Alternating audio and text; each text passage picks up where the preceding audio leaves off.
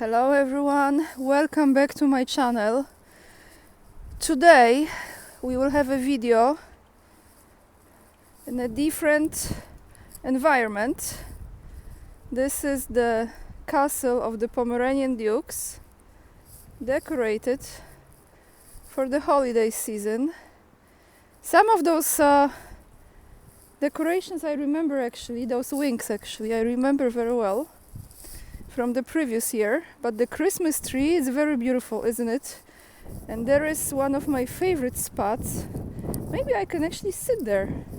I think I can do that, because today I have a lot of words to read you. I have two articles, especially the second one.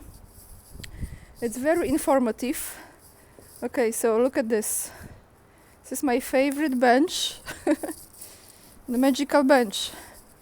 Alright guys, hope I don't look like an Halloween, but let me read you what I have for you today. This is all about Ukraine today, especially the second article, like I said, is very, in my opinion, important and informative, so stay with me if you can, all the way to the end. But we start with this one. As many of you know, there have been many attacks. So Russia is saying certain things with those attacks. And the article is about the whole of Ukraine is in red, fire in Kiev. A total of 16 Tu-95MS strategic bombers are in the air, the Ukrainian army said on Tuesday morning. Russian drones were also detected in the air. Due to the threat, an air alert has been introduced throughout the Ukraine. Explosions were heard in Kiev and Kharkov. There were fires from rockets that fell in several districts, said the mayor of Ukrainian capital, Vitaly Klitschko. There is an air defense system in the city. 10 people were injured and 2 were killed. A Tesla showroom in Kiev was destroyed, and underground gas pipelines were also damaged.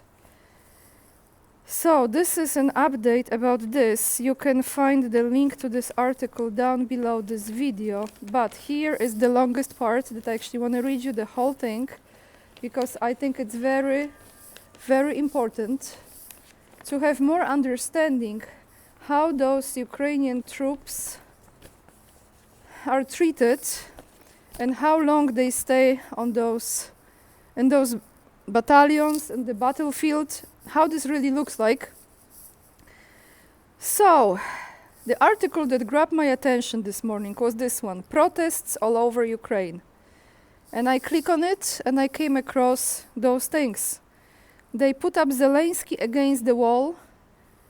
The Ukrainian army has asked the president to draft an additional 500,000 soldiers. On one hand, it will be a rather unpopular decision. On the other hand, Ukrainians have no choice. This is what it says in this article. Do they have no choice? I think there is always a choice, right? Even if it does not come from the president of the country. But let me continue. Ukrainian President Volodymyr Zelensky said during his daily briefing that the Commander-in-Chief of the Armed Forces of Ukraine, General Valery Zaluzhny, has asked him and Parliament to mobilize an additional 450 to 500,000 conscripts. And Zelensky hesitates and avoids making a clear decision. He only stated that if the Verkhovna Rada presented a bill that would take into account the mobilization of women, he will not sign it.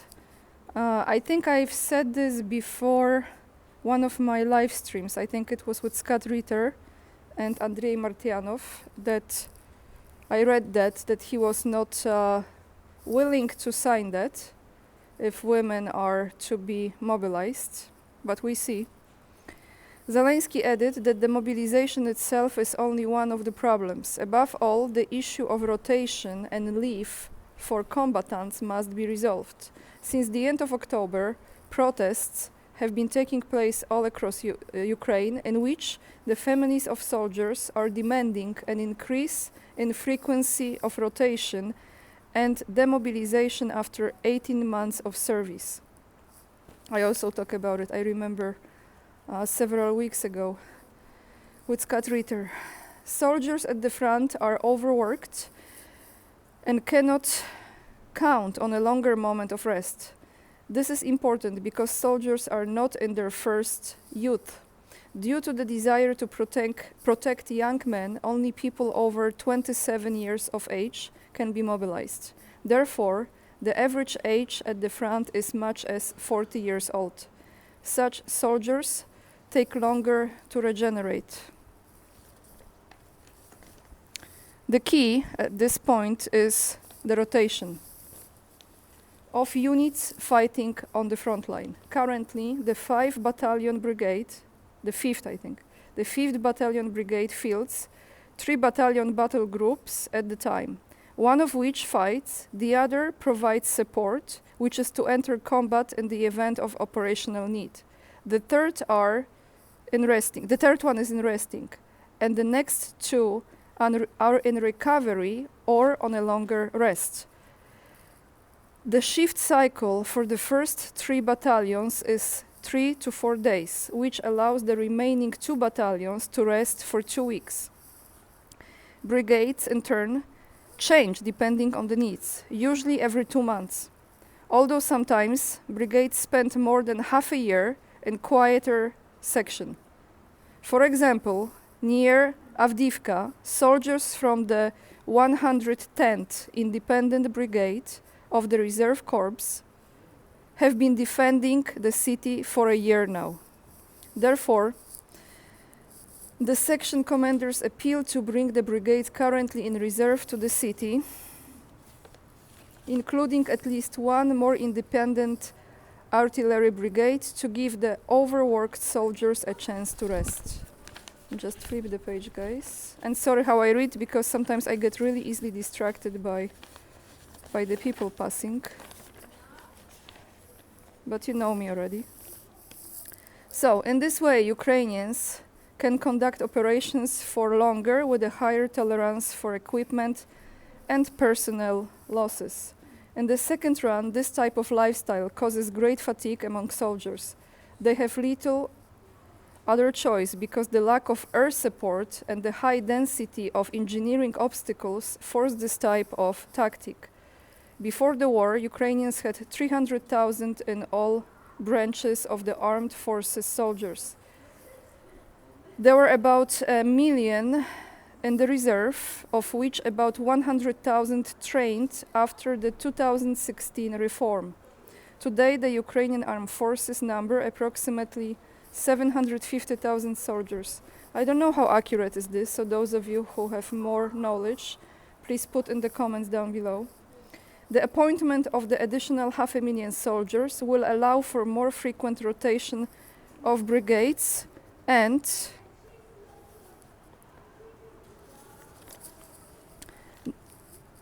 the relax of veterans who were conscripted into the army in the first wave of mobilization in spring 2022.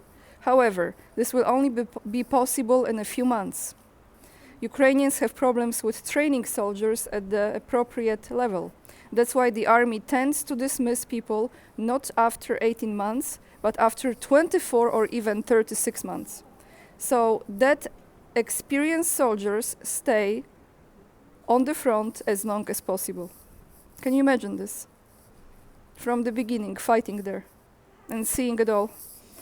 This would allow for the training of those mobilized to a level that would allow for peaceful rotation and the gradual introduction of less experienced soldiers into the line. The General Staff emphasizes that a sudden increase in army numbers is now needed, as was the case in the first 3 months of the war, because the Russians are planning to mobilize again. However, it won't be easy. one more page. Conscription commissions stopped coping with the draft after a wave of arrests of district commission commanders in connection with corruption. This is an article that have been posted on Polish website. Something like this you will not be able to see not that long time ago. So those are the articles that are now read by Polish citizens. I just want you to know, okay? So there is a reason why they are giving this information now to the people. I will attach the link, as I always do, down below this video, so you can read it yourself, because it's probably much more pleasurable than hearing me reading it like that. But it's very informative, and it really shows you to quite big extent how those soldiers are treated, right? And how the situation looks like. I don't think they will be able to pull it off at all, but I feel for those people, you know. I really feel for those people who are still stuck there and they don't want to be there. I don't believe war is a solution to anything. But that's all I have for you today, guys. Please leave the comments down below. What are your thoughts? I'm leaving you this beautiful view. And like always, please make sure. I really appreciate if you join me on Locals. There are so many of you watching my videos, and I would like to have much more of you joining me on Locals. If you feel like you want to support my work, I will be very grateful for this as well. You can do it via Locals. And you can join me on Instagram as well. Follow me on Instagram. If you feel like buying me a coffee, those of you who did it, thank you so much. All this money will be used for my travels to China for sure. This is the main expense. And yeah, that's it. Lots of love. And remember, we are the leading edge and we are saving humanity. Bye everyone.